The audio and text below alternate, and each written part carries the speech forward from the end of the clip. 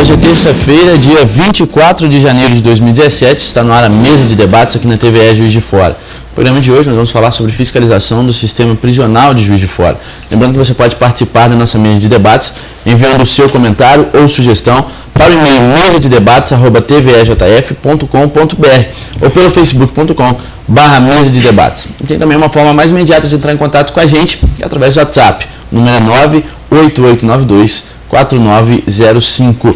Como debatedor hoje, nós recebemos o terapeuta e professor Francisco Magaldi. Recebemos também o jornalista e professor José Jamil Adu. Muito obrigado. Como convidados de hoje, recebemos o presidente da Comissão de Assuntos Carcerários da OAB, Dr. Davi Alac. Recebemos também a presidente da Comissão de Direitos Humanos da OAB, doutora Cristina Guerra. Recebemos ainda o agente penitenciário e diretor do Sindicato dos Agentes de Segurança Penitenciária, Everaldo Márcio, e o agente penitenciário e diretor da executiva do Sindasp, Fábio Carlos Gomes. A Comissão de Assuntos Carcerários da OAB tem como principal função fiscalizar o sistema prisional da cidade. Nós vamos falar sobre o trabalho dessa comissão, que conta com o apoio da Comissão dos Direitos Humanos da Ordem.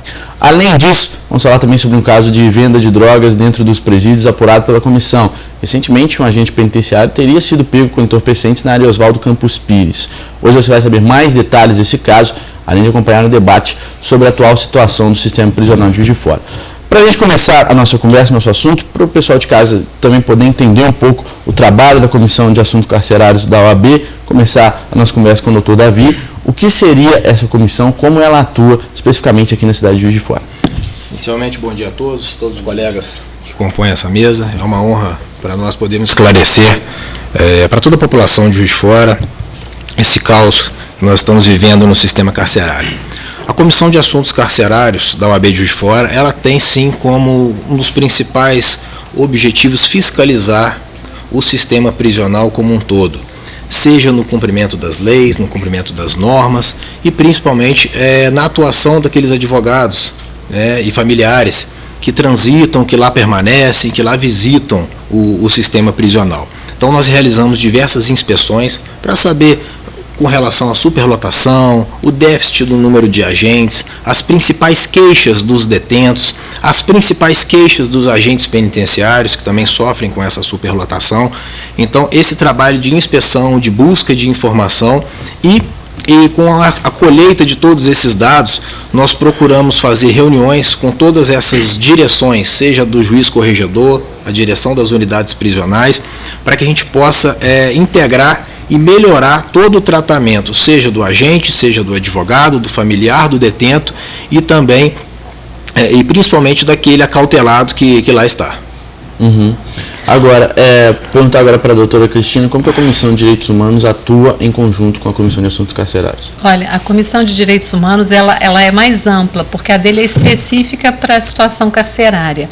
A nossa, a gente analisa, recebe muitas denúncias, tanto de encarcerados, quanto de denúncias de racismo, transfobia, LGBTfobia, vários tipos de preconceito. Então, a gente recebe muitas denúncias em muitos assuntos. Não é uma coisa apenas do sistema. As pessoas acham que a Comissão de Direitos Humanos só lida com presos, só mexe com presos. Isso não é verdade. A gente tem um trabalho mais amplo e em vários pontos. Nós temos verificado na mídia, né, fortemente nos últimos meses, né, algumas rebeliões, alguns manifestos dentro dos sistemas prisionais. Dentro disso que você fizeram, essa comissão fez, né, qual o diagnóstico, o principal diagnóstico que vocês verificaram dentro hoje na situação, vamos para um caso agora, Juiz de Fora? Bom, o problema do sistema carcerário nacional é péssimo, isso vem de longa data. E nós tivemos agora recentemente essas questões do norte e nordeste do nosso país. Então, com todo esse problema, nós tivemos o cuidado de verificar, e até para acalmar a população de Juiz de Fora, no sentido de que não há qualquer relação em Juiz de Fora com relação a esse tipo de evento no norte. Nós não temos aqui em Juiz de Fora nenhum membro, nenhum seguidor dessas facções. Os incidentes ocorridos em Juiz de Fora são questões mais pontuais, decorrentes de superlotação, dentre diversos outros problemas que nós já tínhamos há muito tempo, porém, com talvez esse encorajamento, né, com essa exposição na mídia, algumas outras questões de estatais que provavelmente nós vamos aqui abordar, mas esses problemas de Juiz de Fora, eles não têm uma relação direta com os problemas ocorridos no Norte. Isso é bom que a população tenha essa consciência para acalmá-los com relação a esse tipo de facção, a ausência de facções no interior dos presídios de Juiz de Fora. Uma coisa que eu queria saber é o seguinte: existe dentro do sistema prisional, principalmente junto aos agentes, um serviço de inteligência e de informação que possa identificar, né, a influência, por exemplo, de PCC, ou o Rio de Janeiro está muito próximo, por exemplo, Juiz de Fora, você está a 2 horas do Rio de Janeiro. Então, eu acho que é o seguinte: a melhor coisa que tem, isso em qualquer aspecto para mim, é a prevenção. Mas para que você haja de uma maneira preventiva, você necessita da informação. Tá? Existe hoje um sistema de inteligência ligada dentro do presídio, com vocês, junto com a Polícia Militar, com a Polícia Civil, Polícia de outros estados, a respeito disso? Magaldi, existe sim, dentro da CEAP-MG, uma assessoria de inteligência, né, uma agência de inteligência e contra-inteligência, e todas as unidades prisionais no estado de Minas Gerais, existem os assessores de inteligência, onde ali são catalogados, faccionados e identificados.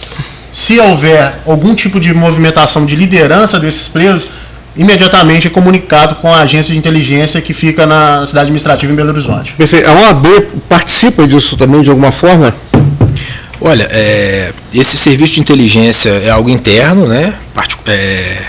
Estritamente institucional, sigiloso, até porque esse mecanismo de informações, de busca que os agentes têm, é justamente para coibir todo tipo de ilegalidade, seja por parte de agentes, por parte de advogados, por parte de familiares de preso. Então a OAB não tem acesso a esse tipo de investigação preliminar. Posteriormente, a deflagração de algum caso em concreto, aí sim há uma união. Não, é onde eu estou querendo chegar. Primeiro você pega a informação, primeiro um informe, uma coisa que é importante todo mundo saber.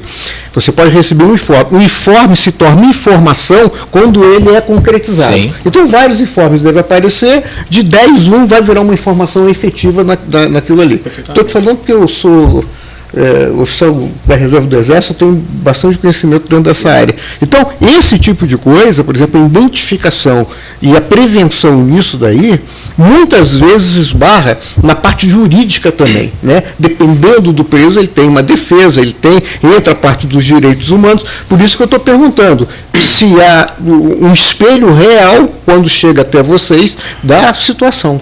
Sim, só complementando, até que a população tenha plena consciência e ciência disso que tem acontecido, esse serviço de inteligência aqui em Juiz de Fora funciona de uma maneira bem eficaz, porque nós não temos membros de facções, porém o nosso maior índice de homicídios hoje decorrentes de brigas de gangue. Então hoje, um exemplo, no Ceresp, graças a esse serviço de inteligência, nós temos essa separação, nós temos acautelados de um determinado bairro num lado ímpar e os seus rivais no lado par. O banho de sol não é em conjunto. Então esse serviço de inteligência é extremamente importante para que não aconteça nenhum tipo de rebelião dentro das unidades prisionais. É uma demonstração de que realmente existe, é eficaz, realmente funciona. E só lembrando que ele também é compartilhado com as demais forças de segurança. Tá bom? Ele trabalha de forma integrada. Obrigado. Vamos colocar uma coisa que lá na origem disso, né? O sistema, dessa forma, ele foi criado em 1700 a.C., né? Principalmente o endividamento de tributos, desobediência a reis, faraós, depois vai se contemporaneizando, vamos dizer assim, vem os esboços que vêm da igreja, e pós-revolução industrial vem os crimes de capital. Então já tem um início lá do perfil daqueles que eram reclusos. Hoje, só para a gente ter uma ideia, qual é o perfil, né, se é que existe uma definição dessas pessoas encarceradas? Olha, no entendimento da Comissão de Direitos Humanos, quem está preso é preto, pobre e de periferia. É a grande maioria. Entendeu? São pessoas que já estavam à margem, já estão à margem. Nós tivemos no Brasil escravidão. E quando libertaram os negros escravos, eles foram jogados à própria sorte. Então, a sociedade tem uma dívida muito grande com a raça negra, muito. E essa população que está lá, ela é carente de tudo. O destino desses adolescentes é ir primeiro para o centro socioeducativo, dali eles vão para o Ceresp, dali eles vão para Ari Osvaldo. Esse é o futuro dessas pessoas. E não existe um trabalho, e seria hipocrisia da sociedade dizer que desconhece isso. Então, a gente trabalha também com uma hipocrisia social muito grande. A gente está em dívida com toda uma raça negra. Bom, nós vamos para o primeiro intervalo do nosso programa. A nossa conversa vai continuar no próximo bloco. Voltamos já.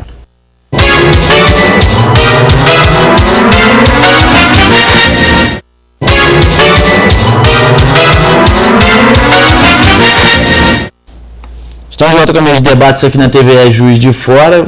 Lembrando para você que ainda dá tempo de adquirir o seu diário regional de hoje. Hoje nas páginas do diário você confere. Juiz de Fora recebe R$1 milhão para a recuperação de estradas. Aqui está a capa, pedi para, por gentileza, mostrar aqui para você que está nos assistindo. Essa é a capa do diário regional de hoje. Essa e outras informações de Juiz de Fora, de toda a região, do estado e do país, você acompanha aqui no Diário Regional, nas melhores bancas perto de você. Hoje nós estamos falando sobre o sistema prisional da cidade de Juiz de Fora. Antes de nós retomarmos o nosso assunto, nós temos uma reportagem que foi exibida no Jornal da TVE, para a gente poder introduzir esse nosso segundo bloco. Vamos, portanto, acompanhar. Mães, esposas, tios, primos e até mesmo filhos. Membros de famílias que aguardam a conclusão do caso de pessoas que estão sendo mantidas presas, sem o julgamento da justiça. Elas são mães com histórias diferentes, mas com um objetivo em comum. Todas elas esperam uma resposta da justiça para que seus filhos voltem para casa. Revolta pelo meu filho estar preso 1 ano e 8 meses sem sentença. E também foi assim, ele está preso injustamente. Tudo que eu pude fazer com advogado, estelionatário, tudo já me roubou. E eu quero a posição da justiça para poder ver se solta meu filho. Com essas rebeliões que está lá dentro, tudo está acontecendo e nada faz com que eles caiam a pena desse menino e solta meu filho. Os manifestantes se reuniram em frente ao Fórum Benjamin Colucci e saíram encaminhadas pelas ruas Santo Antônio, Floriano Peixoto, Rio Branco e voltaram para o Fórum. Eles carregaram seus cartazes, suas faixas amarradas na cabeça que repetiam os gritos por liberdade. Liberdade para os filhos, sossego para as mães. Eu espero que a justiça seja feita, eu quero a absolvação dele. Eu quero que ele seja absolvido. Já não tem mais nada que eu possa fazer. Advogados já são o 4º ou 5º advogado. E nada tira meu filho. Então eu quero a posição do juiz, o que eles possam fazer para me ajudar, porque eu não aguento mais não. Tá aí, portanto, a reportagem do repórter Caio Zóia, né, mostrando essa manifestação das famílias, dos presos, justamente reclamando dessa questão da superlotação, né, da demora no julgamento dos presos que são enviados às penitenciárias de Juiz de Fora. Nós vamos falar sobre isso neste blog. Gostaria também da opinião, né, dos agentes penitenciários, de que forma isso influencia no trabalho de vocês também. Mas vamos começar aqui com o Dr. Davi. Esse tipo de demora, né, também influencia, é uma das causas da superlotação? Sim, quando a gente fala em superlotação, normalmente o que vem à nossa cabeça, aquele presídio superlotado. Só que muitas das vezes também nós não prestamos atenção no que isso, o que gera essa superlotação e o que essa superlotação ocasiona. Exemplificando rapidamente, um presídio superlotado, ele obrigatoriamente tem que ter um fracionamento, um racionamento de água. Isso é natural. Você tem uma caixa d'água para 300 e de repente você tem que utilizar para 1000. Então, uma consequência da superlotação seria o problema com relação à alimentação, com relação ao fornecimento de água e por aí vai. Uma das causas da superlotação, que nós colocamos aí a responsabilidade no judiciário, é sim essa morosidade em que nós temos no julgamento de diversas ações penais. Nós temos processos que deveriam ser julgados em 90, 120 dias e eles demoram 8, 9 meses. Processos que deveriam ser julgados em até 6 meses, eles demoram, como que a entrevistada ali nos disse, 1 ano e 8 meses. sem julgamento, sem que a justiça dê um parecer definitivo sobre isso. Além disso, em 2011 nós tivemos uma alteração legislativa que previa, na verdade, medidas diversas da prisão, ou seja, determinados cidadãos que tivessem cometido um delito de determinada natureza, dependendo das circunstâncias, o juiz colocaria em uma liberdade provisória, uma tornozeleira, um comparecimento periódico, de medidas diversas da prisão. E essa política de desencarceramento não tem ocorrido em Juiz de Fora, pelo contrário. Então, até mesmo nós brincamos, o ladrão de sabonete do supermercado, todo tipo de delinquente está sendo encarcerado, e a morosidade desses processos também, como de praticamente todos, tem gerado a superlotação. E aí os agentes podem até dizer melhor do que eu o que essa superlotação a infinidade de problemas que eles, principalmente os agentes, com o déficit que eles têm, vem ocasionando. Mas antes deles responderem, eu gostaria de deixar claro o seguinte: deveria já isso assim de posse do delegado, né, dependendo do crime, um crime hediondo, um latrocínio, de um roubo, tá? São coisas diferentes. Então já poderia haver, antes desse processo mesmo, uma declaração ali de que tipo de crime que foi, para que não se misturasse dessa maneira uma pessoa que muitas vezes fica revoltada por ela ter roubado 1 litro de leite para o filho porque a situação está difícil e está desempregado, e lá dentro, onde ele lida com pessoas que estão acostumadas com outros tipos de crimes mais violentos, mas ela sente que até lá dentro ela consegue prover a família dela melhor, ele vai por esse lado, porque a necessidade é a mãe de todos, essa que é a grande verdade, tá? Tem muita gente que mata, como a gente estava conversando ali, o psicopata ele não tem sentimento, então há também que haver um processo de classificação entre essas pessoas, de quem é psicopata, quem não é. Por quê? Porque você não só coloca em risco as outras pessoas que estão trabalhando dentro do sistema penitenciário, como os próprios agentes também. Ele tem que saber que nível, pegar uma ficha de um detento, ele saber que crime que o cara cometeu, qual foi a avaliação psicológica dele e qual é o histórico dele, inclusive dentro da família. Então isso seria ótimo para a gente, coisa que não acontece. Outra coisa também que a gente bate na tecla aqui dos direitos humanos, que as pessoas perguntam: pô, vem cá, o policial morto, o agente penitenciário que foi morto, como é que os direitos humanos amparam a família e vê? Enquanto que normalmente a gente vê o seguinte: o bandido morreu, os direitos humanos vai lá e faz aquela coisa. Então eu gostaria que esclarecesse para as pessoas que estão nos assistindo bem como funciona isso daí, para tirar algum mal entendido. A questão de direitos humanos, ela ampara a todos nós, independente de se eu sou criminosa, eu não sou criminosa, eu sou agente, eu sou policial. Ela é para todos. Então, quando um policial, um agente, quando ele é assassinado, ele também tem. No Rio de Janeiro, inclusive, o Marcelo Freixo faz um trabalho muito bonito de apoio à família dos agentes, de apoio à família da polícia. Então, existe. É admirável isso, porque conhecendo ele, eu acho que ele faz mais em favor dos bandidos do morto. Mas só que as coisas boas são pouco divulgadas. É muito fácil falar, mas assim, qual a contribuição de cada uma dessas pessoas em benefício do próximo também? Porque todo mundo sabe. Mas é um benefício muitas vezes dentro do próprio interesse de cada um. Mas quem tem a obrigação de dar direitos humanos é o Estado. O Estado tem que defender tanto o agente quanto o preso. Só para a gente voltar nesse nosso assunto, na questão da superlotação, perguntar para o Everaldo e para o Fábio, né? Vocês dois, como agentes penitenciários, também como integrantes do sindicato, também vivenciam isso com outros agentes.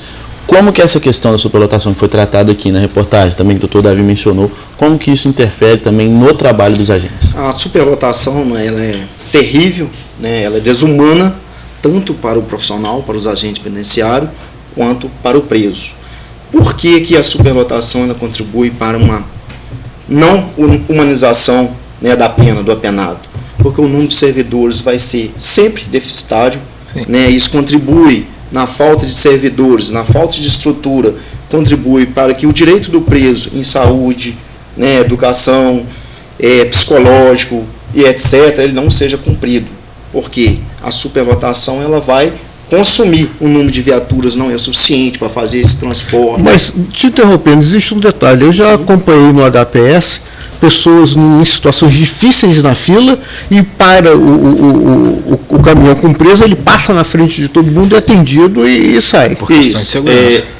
Mas por questões de segurança, até mesmo de um eventual resgate de um preso e a segurança dos agentes, que, como o Everaldo disse, o número deles é reduzido, então essa escolta vai até um número deficiente. Eu não estou negando, eu estou negando o seguinte: o que acontece? Se o direito do preso na questão de saúde é igual ao direito do cidadão de bem, tá?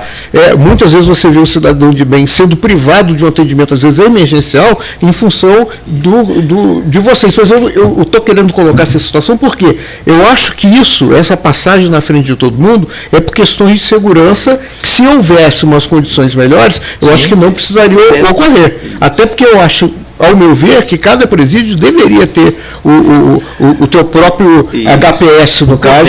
Exatamente. Correto. Exatamente. A própria unidade prisional desse toda essa assistência na saúde. Exato. Mas como o Estado também é falho, esse atendimento ele é falho, quando a gente coloca como prioridade de passar ele na frente, tanto por uma questão de segurança, tanto para ele, e bem como também a superlotação. O número de servidores é pequeno, o número de viaturas é pequeno. Então, se a gente for ficar ali esperando, né, conforme o outro cidadão, né, aqui fora esteja na fila, não que seria direito, a gente também não consegue cumprir. Aí o caos vai acabar sendo um pouco maior. Então, a gente pede, né, o conhecimento da sociedade, né, que entenda essa questão. Mas é importante esclarecer, porque não é o que parece. Não é porque é direito de chegar aí na frente. Vai na frente e pensa, estou aqui essa fui atendido. Com certeza. Então, o importante é uma questão de bom senso. Não é nem a gente promover algum tipo de mudança, Sim. na verdade. Esclarecer o que está acontecendo e por quê.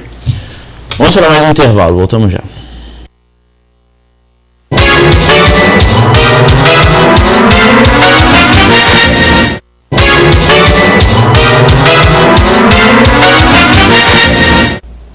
Estamos de volta com a mesa de debates aqui na TVE Juiz de Fora. Hoje nós estamos conversando sobre o sistema prisional da cidade de Juiz de Fora. Estamos recebendo o presidente da Comissão de Assuntos Carcerários da OAB, doutor Davi Alac, recebendo também a presidente da Comissão de Direitos Humanos da OAB, doutora Cristina Guerra, o agente penitenciário e diretor do Sindicato dos Agentes de Segurança Penitenciária, a Sindasp, Everaldo Márcio, e também agente penitenciário e diretor da executiva do Sindasp Minas Gerais, Fábio Carlos Gomes. Para começarmos o nosso terceiro bloco, o professor José Jamil gostaria de repassar uma pergunta, por favor. Olha só, você colocou a questão, nós estamos debatendo aqui a questão da superlotação, foi citado aqui talvez a insuficiência, né, de juízes, mas eu queria fazer uma pergunta que eu acho que talvez quem está escutando a gente agora também deve ter. A nossa legislação propicia também essa rapidez? Está atualizada ao ponto, né, de fazer com que esses processos também sejam encurtados e não fiquem só na mão da quantidade insuficiente de pessoas, de juízes para estar julgando isso? Olha, muito se fala que a nossa legislação é deficiente, ela é precária, Código Penal de 1940, né, eu sou advogado militante há quase 12 anos na esfera criminal, né, a gente conhece as mazelas de todas as áreas. A legislação precisa ser mudada? Precisa, mas antes de mais nada ela precisa ser aplicada. Se ela tivesse a sua eficácia, se ela tivesse a sua aplicabilidade conforme o texto de lei, eu garanto ao senhor e aos telespectadores que nós diminuiríamos pelo menos 30% da população carcerária de Juiz de Fora. Um exemplo que eu dei no bloco anterior sobre a alteração legislativa em 2011, já previa essa liberdade para determinados acautelados, determinados cidadãos que viessem a delinquir, e isso não tem acontecido. Nós temos prazos fixados para serem cumpridos, a delegacia de polícia cumpre o seu inquérito policial no prazo, o Ministério Público normalmente cumpre os seus prazos e nós temos audiências marcadas para 2018, para 2019, então a lei está ali, prevê o prazo razoável para que esses processos sejam julgados, mas elas não são aplicadas. Outro detalhe que também deve ser esclarecido, nós temos hoje no regime semiaberto, né, os acautelados deveriam participar de trabalhos, de estudos em colônias agrícolas, colônias industriais, isso está previsto em lei, mas nós não temos isso. Não acontece. Não porque acontece. A lei não pegou. No Brasil tem essa coisa. Tem essa questão da lei não pegou, mas a lei está aí. Podemos exemplificar ainda mais com a questão dos menores. Recentemente nós tivemos aí diversas reportagens de uma cidadã de um determinado restaurante que foi brutalmente assassinada por um menor, e esse menor, ele já tinha cerca de 18 passagens, e aí se perguntava por que esse menor não está acautelado? Vamos reduzir a maioridade penal, é só dar uma lidinha no ECA que ele já poderia estar acautelado. Sim. Então basta uma vontade daqueles aplicadores da lei para que a gente possa tirar realmente essas pessoas de circulação, ainda que por um determinado período. Então eu repito, a lei está aí, ela é falha? Mas se a gente tivesse essa aplicabilidade, eu garanto que essa redução na população carcerária iria diminuir com certeza. Eu acho também que, vamos até nos incluir um pouco nessa história, a parte de jornalismo, o que acontece? Por exemplo, tudo depende da visão de quem quer. Por exemplo, é o que eu falo, a pessoa lê Sócrates. Aquilo ali só foi publicado porque, na época, né, o governante concordou que fosse publicado, porque se publica aquilo que o governante permite que se publique. Tá? Então, hoje a gente tem um pouco mais de liberdade de imprensa, mas o que a gente vê é o seguinte, por exemplo, a notícia, por exemplo, se alguém dos direitos humanos for visitar a família do policial, do agente assassinado, talvez ela tenha ido, mas não aparece. Agora, aparece ela indo lá socorrer a família do criminoso, da pessoa que morreu lá. Então, eu acho também que a gente tem que focar, ver os ângulos da situação. O que dá? Notícia ruim é que vende, notícia boa, infelizmente, não vende nada. Tá? Eu sou síndico do meu prédio, eu faço milhões de mudanças que são legais, pouca gente escreve lá, né, um elogio lá, mas o que está errado, ou o que aconteceu, pede providência imediata. Então, é a visão ainda nossa, quanto a esse sentido, o que realmente são os direitos humanos. Né? É aquilo que falou, é um direito para todos, mas então deveria também, da mesma forma que mostra os direitos humanos indo lá consolar a família lá do criminoso, mostrar também ela indo lá consolar a família do agente ou do policial que foi morto. O correto seria ouvir as duas partes sempre, né? Sim, socorrer as duas partes. No caso, o crime já foi cometido. Olha, e não vai longe não. O Everaldo, inclusive, participou. A Comissão de Direitos Humanos, em parceria com a Faculdade de Estácio, nós fizemos um curso de Direitos Humanos para os agentes penitenciários. Aí foi um dia inteiro de convivência, foi uma coisa interessante, a gente pensa em repetir. Quer dizer, está todo mundo do mesmo lado, somos todos humanos. Esse direito que a gente defende é o meu direito, é o direito do meu filho, é o seu direito e é o direito de quem está no Ceresp. Tem gente que está no Ceresp há 4 anos, no Ceresp não tem escola. Quer dizer, aquilo seria um centro de remanejamento e se transformou num presídio. Então, sofrem todos com isso. Os familiares sofrem também com revista vexatória, sofrem, quer dizer, as carências são múltiplas. A vontade política é zero, né? Porque é uma hipocrisia falar agora, está superlotado. Desde que eu nasci, desde que o mundo é mundo, está superlotado. Mas todo mundo sabe que aquilo ali aconteceu. Mas vale ressaltar que nesta atual gestão, na Comissão de Direitos Humanos, ela tem tido um diálogo, uma visão bem mais ampla do que a gente ocorreu já aqui mesmo em Juiz de Fora no passado. Mas isso ela tem tido um diálogo bem aberto com o sindicato, com os servidores. Deixa eu perguntar uma coisa que é pessoal do sindicato. Quais são as principais ações que vocês estão tomando ou pedindo para que haja também uma melhora no trabalho de vocês lá também? Qual o principal diagnóstico que vocês têm de lá? Então, a primeira ação que nós estamos pedindo é a nomeação imediata dos concursados já aprovados e nomeados do último concurso, que o governo de Minas substituiu o pessoal do contrato administrativo com a promessa de nomear os concursados imediatamente e não cumpriu. Né? E o segundo passo é investir mais na qualificação também, na formação importante isso. Do servidor, investir em equipamentos, manutenção da frota de viatura de Juiz de Fora, ampliação das unidades prisionais, pois hoje Juiz de Fora, fora da região metropolitana, no interior de Minas, onde abriga maior número de unidades prisionais, nós temos aqui 5 unidades prisionais e uma unidade operacional, que é a Central de Escolta, e não temos visto investimento por parte do governo do Estado. Essa é a nossa É importante também, complementando o que o companheiro Fábio, o diretor Fábio colocou, hoje, diante do que tem acontecido no Brasil e Minas Gerais, conforme foi relatado aqui, que os últimos princípios de motim não teve a ver com facção, nós defendemos a PEC 308, que é a criação da Polícia Penal, que é onde que a gente teria, né, uma garantia institucional para que a gente consiga fazer, né, uma defesa e combater esse tipo de coisa que acontece dentro do cárcere. E uma coisa que eu vejo que fora do Brasil não tem isso, mas, por exemplo, vou dar um exemplo. Os Estados Unidos, né, os oficiais de inteligência que saíram do Exército, da Marinha ou da Aeronáutica, o que eles estão na reserva? Mas eles promovem, normalmente, um curso de atualização não só para ele, mas como para os agentes penitenciários, como para a polícia em geral. Então aqui, eu me ponho isso como exemplo, você tem uma experiência na área de formação grande e de vários outros, de cursos de tiro e essa coisa toda, e você fica simplesmente na tua casa, não tem como auxiliar quem poderia te auxiliar numa emergência. Eu brinco que a gente tem que rezar sempre para Deus e para a polícia, porque na hora que o bandido invadir, é os dois que você tem que ter do teu lado, senão você vai estar morto. Mas enquanto não houver ainda uma integração, que eu acho, das pessoas que podem auxiliar através de cursos, por exemplo, eu fui diretor da Estácio, Desenvolvimento e Expansão. A Estácio é maravilhosa para fazer parceria nessa questão. Eu fui de 98 até 2000, diretor, inclusive, foi um dos projetos, foi Estácio Juiz de Fora.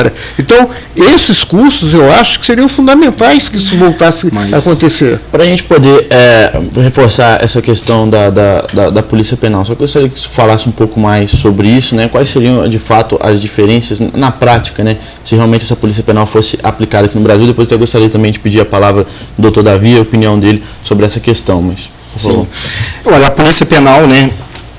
Ela vinha para institucionalizar o sistema, né? Os servidores do sistema prisional, é onde que praticamente, hoje na prática, né, os servidores do sistema prisional já fazem. Ele sai para fazer um serviço de escolta, que é um serviço, né, ostensivo, ele faz um serviço de muralha, né, mas porém ele não tem o poder de polícia. Ele sai na viatura caracterizada, ele lida ali com informações, conforme a gente disse que temos, né, no nosso serviço, o setor de inteligência, você lida com várias informações, mas muitas vezes para você combater aquela informação baseada num possível crime que ia ter, né, naqueles que tentam burlar, né, a segurança da própria unidade, a gente tem que contar ainda com o apoio da Polícia Militar. Está tendo agora o Estado de Minas Gerais, sendo inovador, os agentes penitenciários vão poder, né, estar fazendo redes, mas a gente com o poder de polícia se contribuía e muito, e liberava a Polícia Militar, e talvez até, dependendo de alguns presídios ainda, não em Minas Gerais, mas no resto do país, a Polícia Civil também para fazer as suas funções institucionais que são previstas na Constituição. Seria um grande ganho para toda a sociedade. E teria também maior investimento, né, do poder público para que o sistema prisional funcionasse. E a inclusão também da nossa categoria, o reconhecimento da nossa categoria no artigo 44 da Constituição Federal.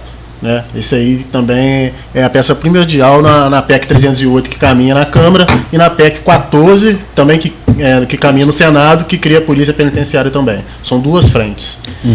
Perguntar, antes de manifestar, até para a população tenha ciência disso, toda essa explanação que você fez, Ibero, seria possível isso antes desses investimentos, antes dessas reivindicações que o Fábio até comentou, porque vocês hoje trabalham com um déficit muito grande. E com a aprovação dessa PEC, será que isso não causaria ainda mais um déficit, ou seja, vocês se deslocando ainda mais, não perdendo tempo, mas gastando mais o seu tempo sem o aumento do efetivo, né? Sem o aumento do efetivo. Não estou sendo do contra, estou te perguntando de uma forma prática, obviamente, de estatística. É interessante a pergunta, né, doutor. Mas, em relacionado a isso, às vezes, as dificuldades que nós temos na aprovação junto ao Congresso, muitas vezes vem essa pergunta. Mas se você não investe, né, que ainda que vai ser um recurso menor nesse primeiro momento, amanhã a gente pode ter, né, o próprio Estado um grande prejuízo em milhões, como que aconteceu hoje, né, nos últimos dias em Manaus, em Acassus. Por quê? Se você falha aqui agora, que ainda no recurso menor lá na frente, o prejuízo vai ser maior. Então, assim, ao nosso ver, como defensor da categoria, né, e no sistema prisional, para ele que tenha condições de combater e evitar chegar lá no extremo, né, do caos, é importante já esse investimento de imediato e esse reconhecimento. Perfeito. Vamos para o nosso último intervalo aqui na mesa de debates. Voltamos já.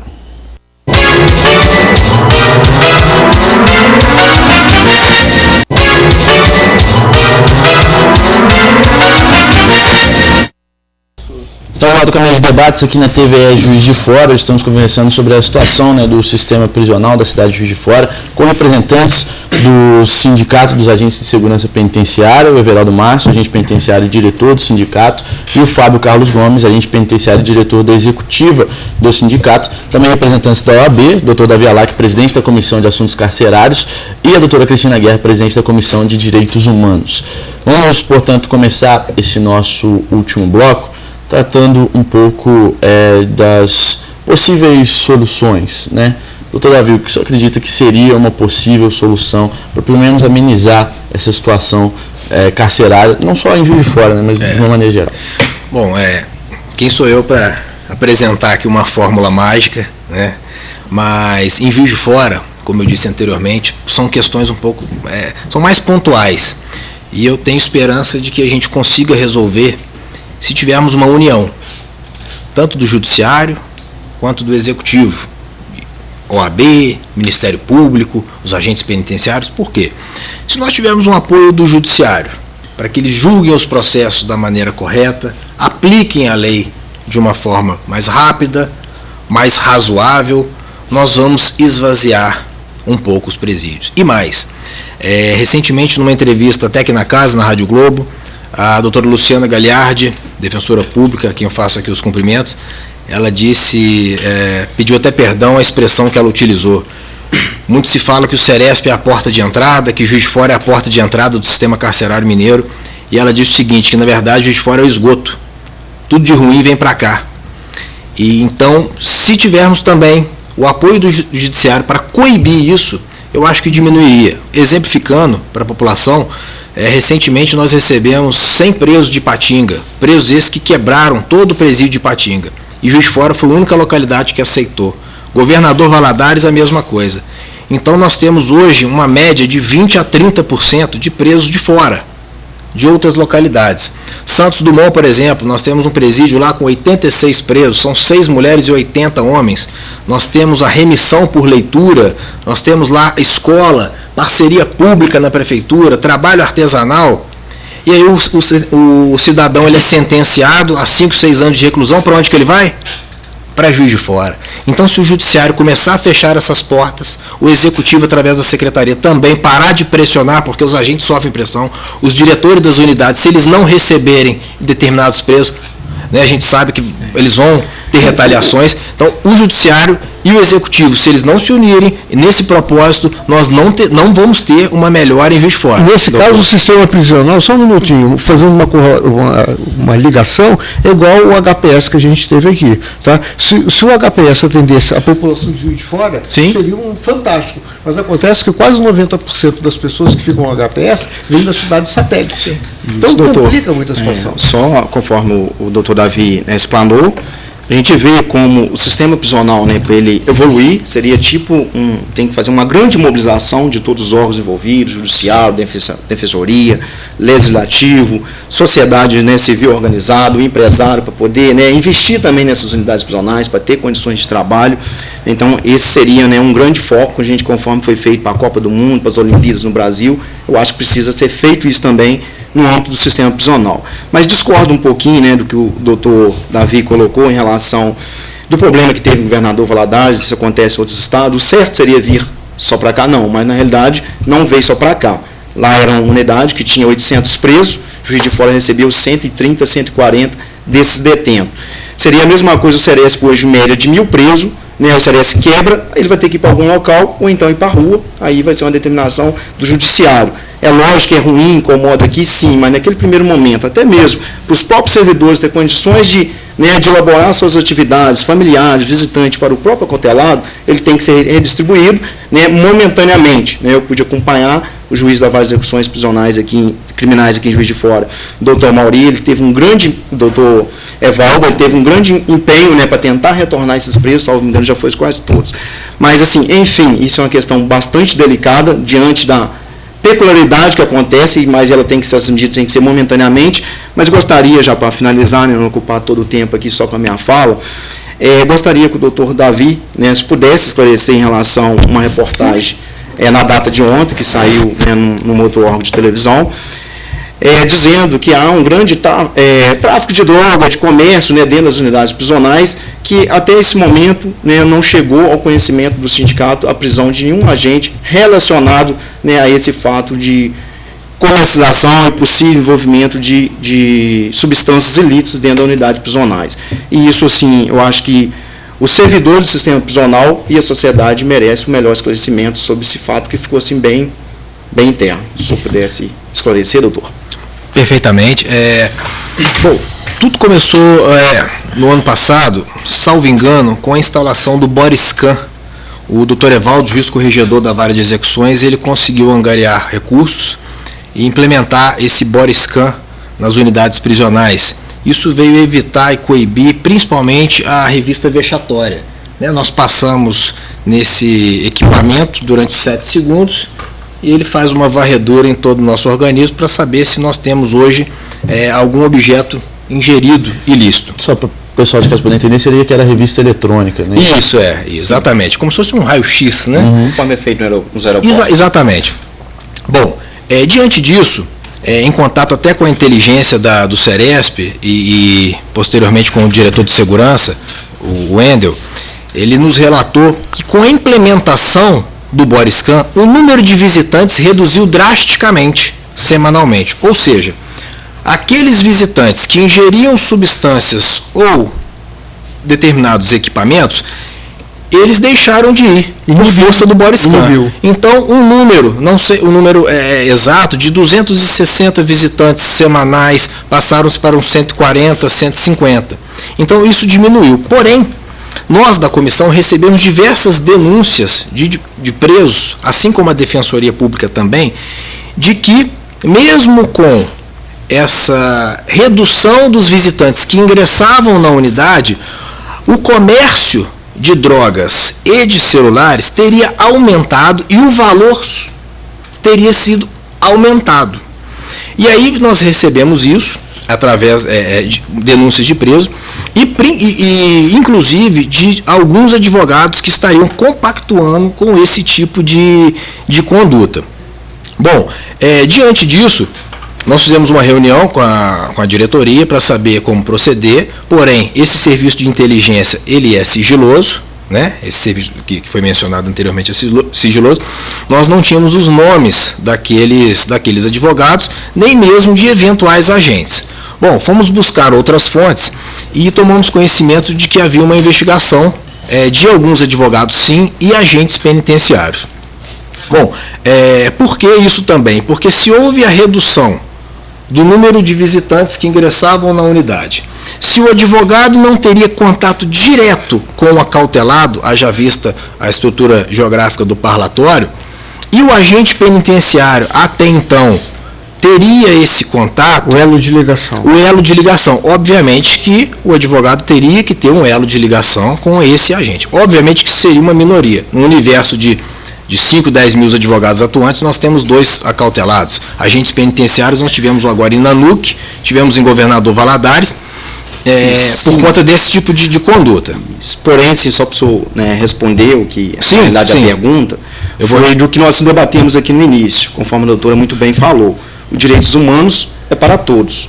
O que se indagou perante essa reportagem, se existe uma investigação preliminar, que ela tem que ser concluída, realmente achar o seu autor, se tiver o sindicato momentalmente compactua, mas o que houve foi já uma exposição perante a sociedade através dos órgãos de comunicações, numa possível investigação, conforme o senhor falou. Então, esse ato a gente compactua, gostaria que o senhor esclarecesse melhor isso para nós, servidores prisionais, e para toda a sociedade. Com certeza. Porque senão vai contramão que a gente já discutiu isso aqui, com toda certeza. Vou concluir. Interessante terminar essa investigação se há essa materialidade do fato. Com toda certeza, eu conheço profundamente os diretores os atuais diretores das unidades.